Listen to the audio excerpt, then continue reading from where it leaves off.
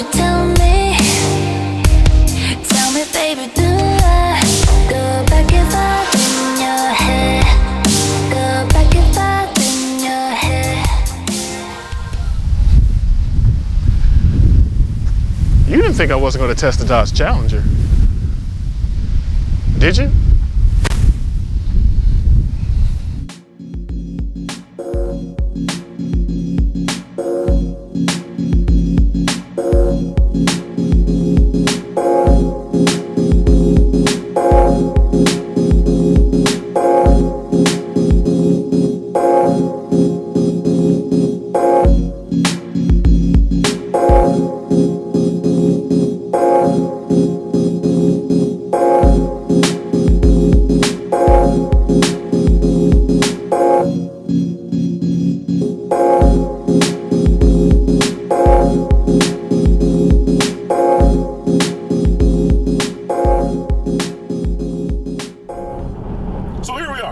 In the 2015 Dodge Challenger RT. And I know what some of you are probably out there thinking.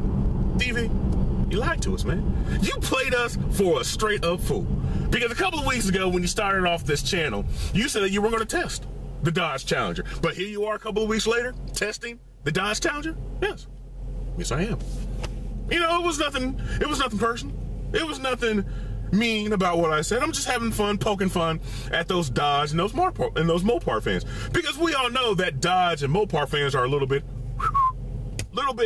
some screws are missing up there. They're a couple of sandwiches away from a picnic. You know, their branches go all the way to the top, or however it says. But you know, it's all in the sense of fun, because one thing I have to give Dodge and Mopar fans, they are definitely passionate about their cars. But now, being in this car for 7.5 minutes now, getting my first impressions on this car and getting a feel for what the Dodge Challenger is, the first thing that comes to my mind, behemoth, large, enormous, ginormous, because people have said that this car looks and feels like a boat, and I have to agree with those people's comments, because after testing the Chevrolet Camaro, and if you watch that video, you know what I said about the Chevrolet Camaro. It's big, it's wide, and it's heavy. But this car, it definitely takes big, wide, heavy, enormous, ginormous to a whole nother level. Because one thing I have to say about this car that I could not say about the Chevrolet Camaro, you know, the Chevrolet Camaro is big, wide, and it's heavy, but it has very, very poor visibility. But this car, you get basically the same with the Camaro, but you get a better amount of visibility in this car. And trying to get a feel just cruising around at 45 miles an hour, I'm starting to get the interpretation. I'm starting to feel like this car cruising around at 50 miles an hour is not really quite what it seems. And what I mean by that, it's cool, calm, and collective. That's my first impression, just cruising around, not doing anything fast, quick, or hard. But I'm starting to get my spider senses tingling that this car is not meant for cruising. It's not meant for the boulevard. It's meant to go fast and have fun. Now, unfortunately, when I started filming this, it's raining. So I don't know how hard and how fast I can push this car, because it's still wet and I haven't got really a good feel for this car. But so far in the 8-9 minutes now that I've been driving this car, I like it. I really do. I really haven't found any complaints from the little bit that I've done, but we're just getting started here with the 2015 Dodge Challenger RT. So let's go ahead, let's talk about this interior. Now, when it comes to the interior of the 2015 Dodge Challenger RT, I think the best way, something similar that I said about the Chevrolet Camaro, the best way I can put about this car, it's plain. I mean, it's really, really plain.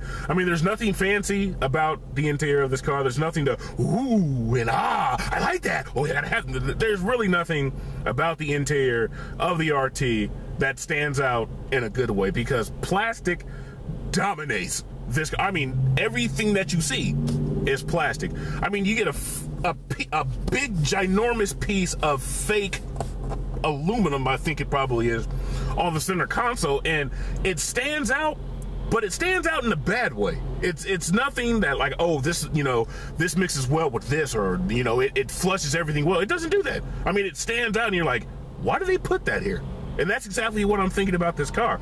I like the steering wheel, I do have to say that, because it's comfortable, it's firm, but it's comfortable. You can grip it in any driving position that you want to, and it's still pretty much comfortable. I don't really like all the buttons on the steering wheel because it hawks back to when I was driving the Ford Mustang, because I believe the Ford Mustang had, what, 12, 14 buttons on the steering wheel? This one has 12. And I don't know about you, but me personally, I don't like a complicated steering wheel. I don't want to be driving trying to figure out, okay, where's cruise control? Okay, where's the button for? I don't like that. I mean, just make it simple like the Chevrolet Camaro. I do love the dashboard. That's one thing I do have to say. Matter of fact, that's probably the only thing I can say I love about the interior so far in this car, because you get a mix of analog, you get a mix of digital, and it all mixes well with each other, because you get an analog rev, you get an analog speedometer, but you do get a digital readout in the middle of the screen. And I like that, because I would have to say this is the best dashboard out of the three, because the two analog, the RPM gauge and the speedometer, they're upgraded to, I guess, like 2015 standards, if you want to call it, but they hawk back and they pay homage to muscle cars of old. And I love how Dodge did it, because the way they did it, it comes out really, really well.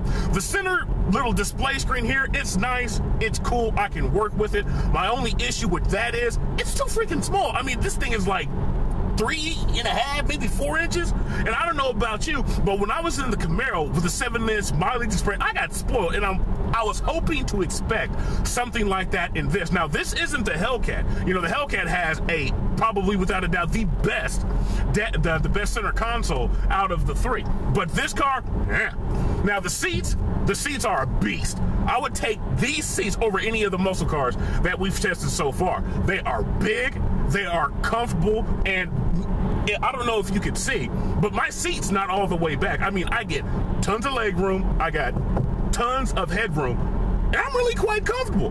But again, just like I said about the Mustang, just like I said about the Chevrolet Camaro, and I'm now about to say about the Dodge Challenger, why are you giving me back seats? I don't want back seats. Again, I don't know anybody who's buying their muscle car to put somebody in the back seat. I mean, take it out, or at least give me the option of not having it in it when I purchase the car. Is that too much to ask? I mean, that's just added space and added weight. But other than that, I mean, if you take out the abundance of plastic, everything else probably works really, really well. I mean, visibility is not a problem like it is in the Chevrolet Camaro. I would have to say, as far as the ride goes, pretty damn comfortable. I really have to say, pretty damn comfortable. And I would have to say, I think it's better than the Camaro and the Mustang.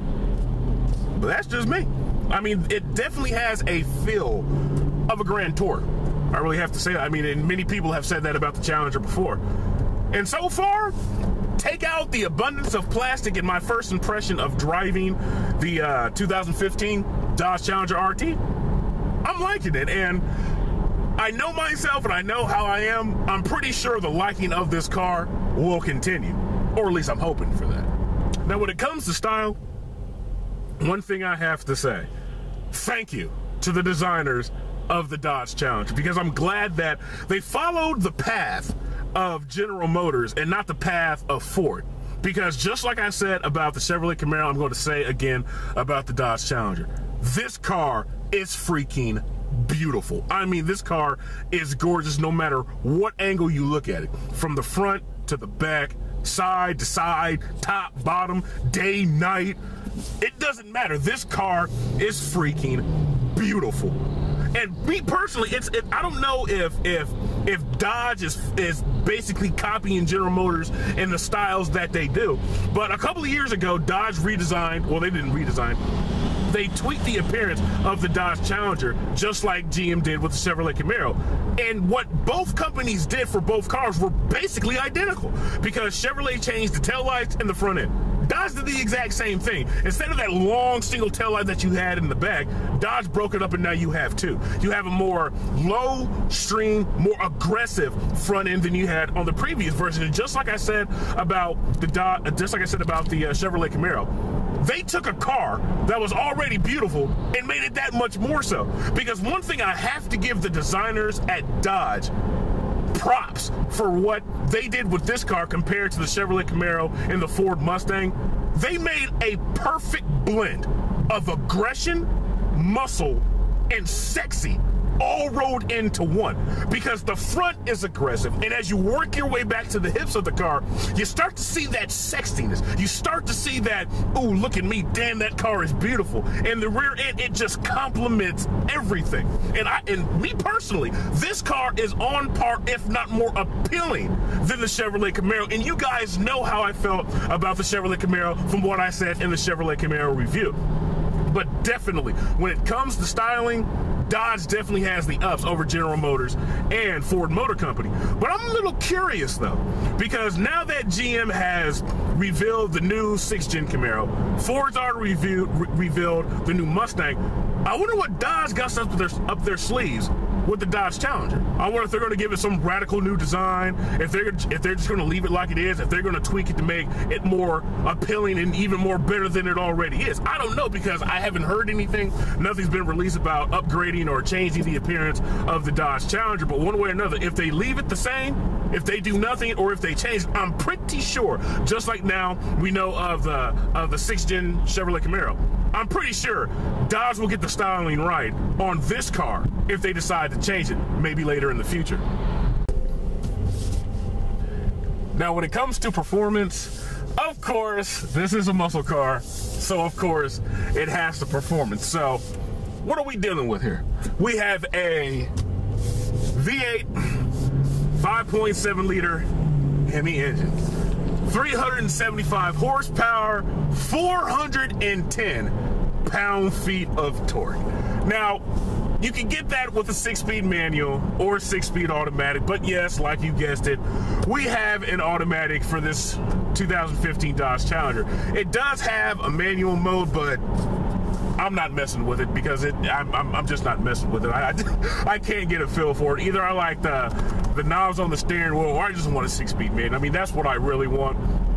But unfortunately, as you can already see, it's raining here in south of Atlanta. So I really can't do what I know you all want and what you all know I want to do. Because one thing I've learned about driving this car so far, as I've said about how it was just driving in the back roads and just regular, city driving, this car has a Dr. Jekyll and Mr. Hyde personality. I mean, this car, I won't go as far as saying that it wants to kill you, but best believe me when I tell you, if you are not prepared for it, if you are not aware of it, it will kill you. Because it's raining, right? Well, it's not raining anymore. It's very, very damp. If you go near the throttle at any point in a turn, the back end's going to come out and say hello, because the traction control does not do a damn thing. You put your foot down, the rear wheels are going to be spinning all the way up to 3rd gear, which I've done. The traction control is going to be going ballistic, say, hey, what are you trying to do? And I'm not built for this. I can't hold it. I can't hold it. And you're going to be going all over the place, because the dude who I picked this car up from, he's like, yeah, man, this car is fun to drive. It really is fun to drive. If you get it to a point, turn off the traction control and then drive it some more. I looked at him like, yeah, okay, I can do that. But now after driving this car, I'm like, are you crazy? I mean, really, are you crazy? But definitely, I have to say, although this car is bonkers, it is ludicrous, it is off the map and blowing off the page, this car is seriously fun. I mean, truly, this car is fun. Now, it's not going to win you any races. It's not going to help you set the best lap times, because, like I said, this car is not balanced and it's not composed. But being a young teenager, or being a young adult, or being 30 like I am, this car, I guess I'm having a midlife crisis, because I'm feeling like I'm 16 again, in my first car, driving around with my hair on fire, going ballistic. But oh yes, this car, without a doubt, if nothing else can be said about this car is fun. Now, I would really love to go bonkers in this car, just like I did in the Ford Mustang and just like I did in the Chevrolet Camaro. But unfortunately, like I said, it's raining outside, and it's not that I don't trust the car. It's I don't trust myself because I know how I want to drive, and I'm not sure my reflexes are up to the challenge of handling this car in this type of weather because, again, I don't know. I'm not going to do it. Please don't be mad at me. I'm not going to do it, but definitely, out of the 3 cars so far, this car is definitely top dog in the fun department.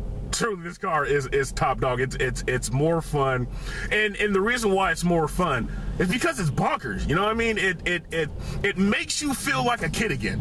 You know, you're just driving along. Let's see if I can get some space and do it. You're just driving along, you got some space in front of you, and you do something like that. That's what I love about this car. It makes you grin from ear to ear, and it truly makes you feel like a kid again. And the performance in this car, like I said from jump, it's not off the chain as far as number-wise, but the 375 horsepower really works well with the 410 pound-feet of torque, because I've noticed, like, when we get the chance to take this car down the same little S-curves that we took the Mustang and that we took the Camaro through, to see how this car feels and how that torque actually comes into play, because I'm actually curious to find out, will this car pull you out of a corner with a 410 pound-feet of torque, or will it give you that little understeery, push you through the corner like the Camaro gave us? I don't know, but you know what? Why don't we head over there now and find out? So now we're about to go on the same little twisty road that we took the Chevrolet Camaro and the Ford Mustang on, to see if Dodge has either followed the suit of the Ford Mustang or if Dodge has followed suit of the Chevrolet Camaro. Now, am I going to have to drive this road, or is the car going to do all the work for me? And we're going to see if that Hemi V8 got a little shim to it. But rather than hear me talking, let's do a little some of that. Let's see what this baby. Ooh, damn! Ooh, man. Okay, I'm liking it so far. She's definitely making me respect her. Damn, that wants to come out. Ooh, I'm loving this. Come on. 70 miles an hour. Take it through this turn, see what we got. Show me what you got, Mr. Challenger. Oh, I'm liking this. She's making me drive her. Oh, yes. Oh, yes. 67 miles an hour. Woo! And I noticed one thing. You come through a turn at the wrong time to put your foot down, her booty, come on, will come out.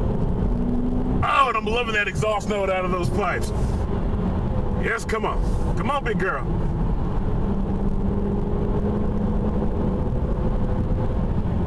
I can't take it as hard as I want because these roads are a little wet.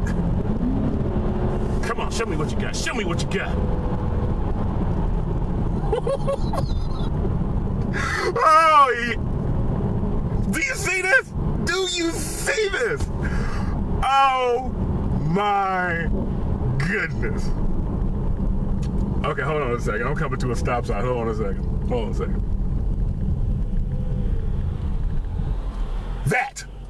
That is the definition of a muscle car. That is the definition of a muscle car. I am trying to tell you, because she's not really composed. She's not really balanced. And what that basically makes a driver do, it makes the driver drive the car. It makes the driver figure out what he or she needs to do in order to get him or herself through those little twisty roads out safe and sound. Because in this car, like I said, the moment I went into those turns, what did you hear me say? She's making me drive her. She's making me respect her. And that's what a muscle car is meant to do to whoever owns the car. It makes the driver respect it. And it also, on the other hand, because the driver respects it, it makes the driver drive the car. And that's what I loved about the Chevrolet Camaro and what I hated about the Ford Mustang. Because the Ford Mustang it felt like, no, I don't want you to do it. I'm going to do it. Sit back and enjoy the ride. No. But the Camaro and the Challenger, on the other hand, is like, no. You're not going to sit back and enjoy the ride. You're going to have to sit back and drive.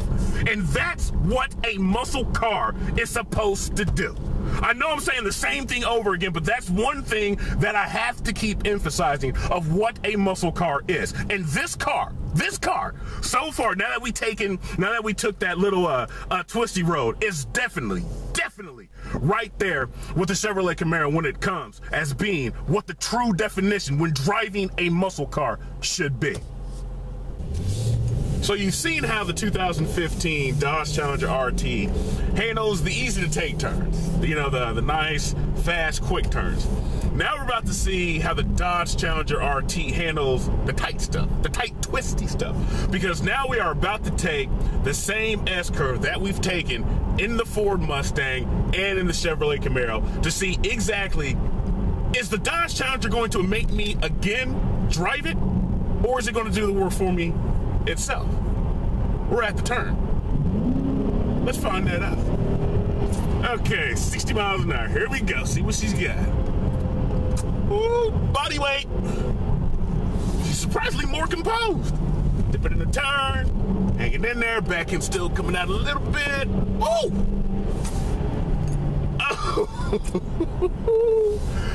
Okay.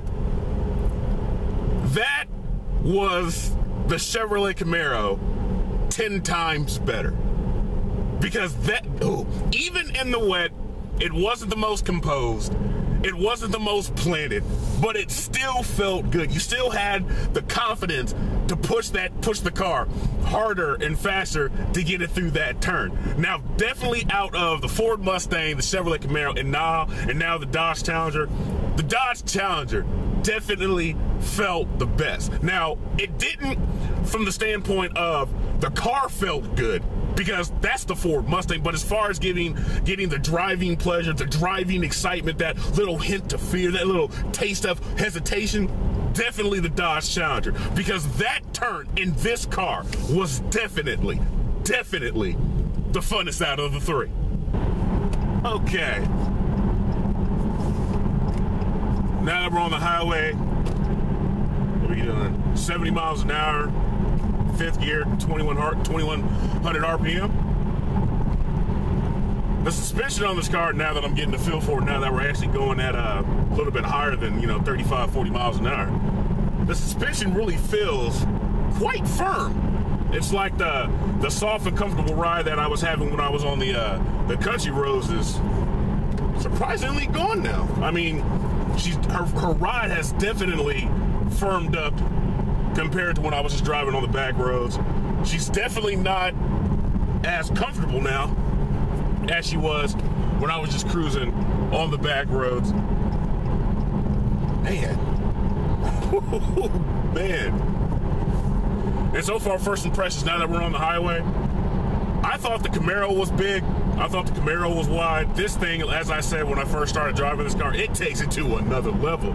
But the good thing that Dodge did that GM didn't, I got 10 times better visibility, front, rear, and side to side in this car than I did when I was in the Camaro.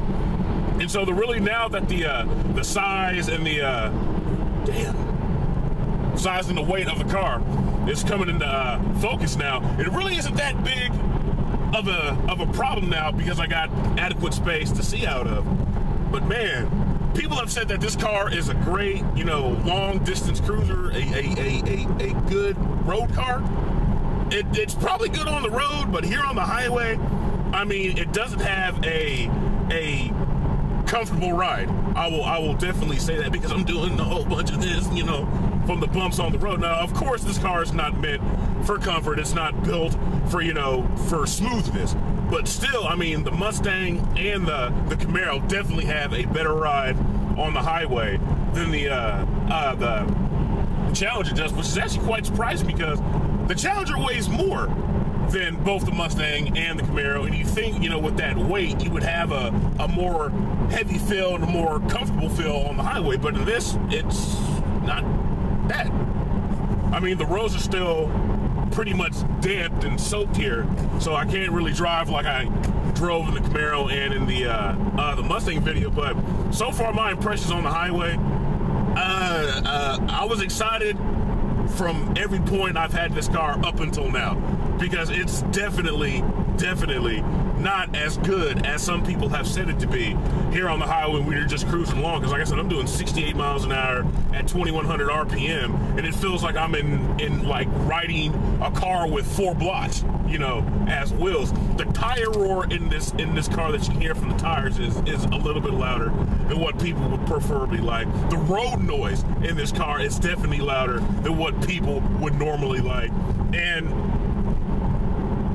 it doesn't really seem like, now that we're going, you know, at highway speeds, it doesn't really seem like this car is very well put together from the outside in, because I'm hearing more road noise than what I would normally like to hear. And I don't know if you guys can tell the difference, but I am definitely talking louder than I was in the other videos. But yeah, I'm actually kind of disappointed, because I've liked this car all the way up to this point and everything that I've saw. But now taking it on the highway, it's definitely taken my opinion of the Dodge Challenger RT down a couple of notches. But, you know, it's still a good car overall. I still like most of what I've seen and most of what I've driven in this car. And truth be told, now that we're coming to the end of this comparison, now that I have to make up my mind to figure out which one I would choose, whether it be the Mustang, the Camaro, or the Challenger, there's really no clear-cut favorite right now. And, you know, I like the Challenger, I like the Mustang, and I like the Camaro, and I really haven't made up my mind, to tell you guys the truth, because each car has their strength, each car has their weaknesses. They both have highs. I mean, they all have highs, they all have lows. It really just depends on who can rise above the others and take home the championship. But now we're going to go ahead and head over to the final place and bring this comparison to a conclusion to figure out which one of the 3 cars that I would like to have, which one of the 3 cars I think, in my opinion, is the best muscle car in 2015. So here we are at the true conclusion of our muscle car comparison here on Me and Mine TV. Now, judging by what you see here, I'm pretty sure you're probably thinking that there's one car that's missing. But no, there really isn't. Because the one car that's not here, the elephant that's in the room, it doesn't belong here, because it's not a true competitor to what you see here before you today. Now, I know I'm going to get some flack for having that opinion, but bear with me and I'll explain myself. After spending a couple of days with the 2015 Ford Mustang, I understand exactly what that car is, but most especially, I know exactly what that car is not. Here in 2015, the Ford Mustang is not a muscle car. And the only reason why it's still, quote unquote, considered to be a muscle car is because of where it came from, what it started, and its heritage. But after spending a couple of days with the all-new 2015 Ford Mustang, the Ford Mustang feels more like a sports car than it does a muscle car. And who buys a muscle car if they want a sports car feel? And that is the reason why you do not see the Ford Mustang. But what you see before you here today is the Chevrolet Camaro and the Dodge Challenger. Now, if you watched the Chevrolet Camaro episode last week, I'm pretty sure when you finished watching that, you understood that I absolutely adore that car, because it fits my personality almost to a T, and it invokes muscle in almost every one of its aspects, from its looks to its stance, to its performance, to its sound, to the pleasure and intoxication it gives you when you're behind the wheel. But truth be told, after spending a couple of days with the Dodge Challenger, I have to admit something.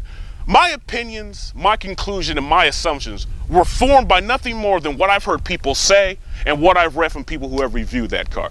But after spending a couple of days with that car is not even 30% of what people claim it is. Because I get almost the same exact pleasure that I get from that car as I get from the Chevrolet Camaro. I get almost the same intoxication, the same joy and excitement from driving the Dodge Challenger that I get from driving the Chevrolet Camaro. Because truth be told, even at this present time, I haven't made up my mind of which car I would choose. So if you would give me a couple seconds, let me try to decide.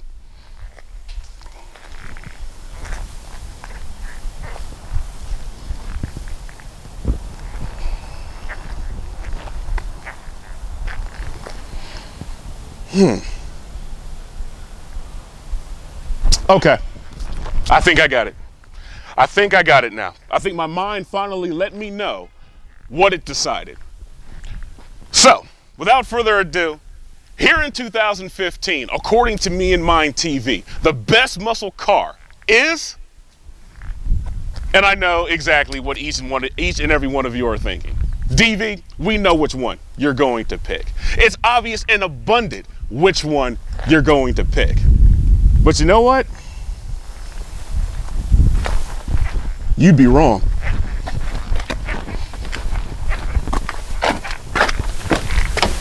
I bet you weren't expecting that. The Ford Mustang is a great car. It is the icon, the one that started it all.